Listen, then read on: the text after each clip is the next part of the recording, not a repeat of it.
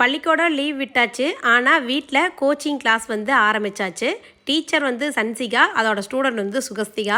பாத்திரமெல்லாம் எப்படி கழுவுறது அப்படின்னு இன்னைக்கு சுகஸ்திகாவுக்கு சன்சி வந்து சொல்லி கொடுத்துக்கிட்டு இருக்கா. இந்த வேலைகள் எல்லாம் நான் சன்சிகாவுக்கு சொல்லி கொடுத்தேன். இப்போ சன்சி சுகஸ்திக்கு சொல்லித்தரா. சுகஸ்திக்கு அந்தளவுக்கு பாத்திரமெல்லாம் கழுவ தெரியாது. சாப்பிட்டு தட்டு கழுவுவா, அவ்வளோதான். இப்போ தான் அக்கா வந்து ட்ரைனிங் கொடுத்துக்கிட்டு இருக்கா. வெயிலும் அடிக்குது, மழையும் பெய்யுது, சளி பிடிச்சிக்கிச்சுங்க. அதனால் ஒரு நல்ல மிளகு ரசம் தான் வைக்க போகிறேன்.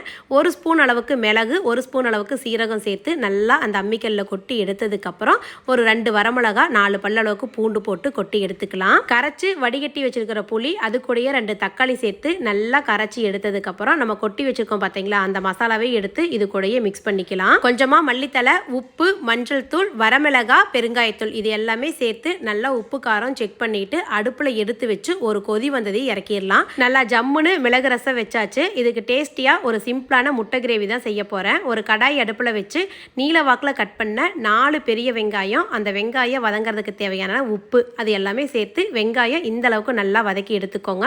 அது கூட ஒரு 3-4 முட்டை ஊற்றிக்கலாம். ஒரு மிக்சி ஜாரில் 5-6 பல்லளவுக்கு பூண்டு, மிளகாய்த்தூள், மஞ்சள் தூள், மல்லித்தூள், உப்பு இது எல்லாமே சேர்த்து அரைச்சி எடுத்துக்கலாம். இந்த அரைச்ச மசாலாவை முட்டை வேகுது பார்த்தீங்களா, அது கூடயே சேர்த்து நல்லா பிரட்டி எடுத்துக்கிட்டிங்கன்னா முட்டை வறுவலும் ரெடி ஆயிடுச்சு. கிளைமேட் மாறினதுக்கு, சளி பிடிச்சதுக்கெல்லாம் இந்த ரெசிபி ட்ரை பண்ணி பாருங்கள். கொஞ்சம் சாப்பிட்றதுக்கு நல்லாயிருக்கும். நான் சமையல் வேலையை முடிக்கிறதுக்குள்ளேயே இன்றைக்கான கோச்சிங் கிளாஸ் வந்து முடிஞ்சிருச்சு. சன்சி அவளுக்கு தெரிஞ்சது எல்லாமே ஒன்று ஒன்றா சுகஸ்திக்கு சொல்லி கொடுத்துக்கிட்டு இருக்கா. இந்த முட்டை வறுவலை அப்படியே வெறுமனையாக சாப்பாட்டில் பிசைஞ்சும் சாப்பிட்லாம். ரசத்தோடு ஊற்றி முட்டை வறுவலை கடிச்சிக்கிட்டு சாப்பிட்டாலும் டேஸ்ட்டு சூப்பராக இருந்ததுங்க.